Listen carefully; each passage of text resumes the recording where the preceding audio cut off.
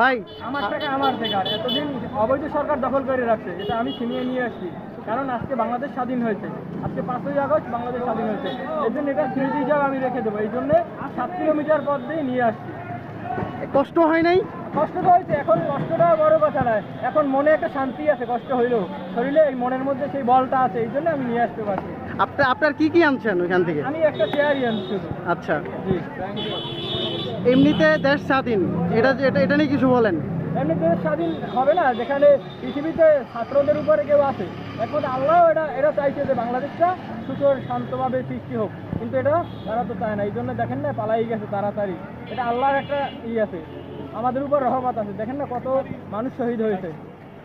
আপনি কি আজকে বাসা থেকে যে বের হয়েছেন স্বাধীনের উদ্দেশ্যে বের হয়েছেন? জি অবশ্যই স্বাধীনের উদ্দেশ্যে। আমার বাড়ি বরিশালে, আমার বাবা মা হাজারবার ফোন দিয়েছে আমারে, বলছে যে ঘর থেকে বাইরে হবি না।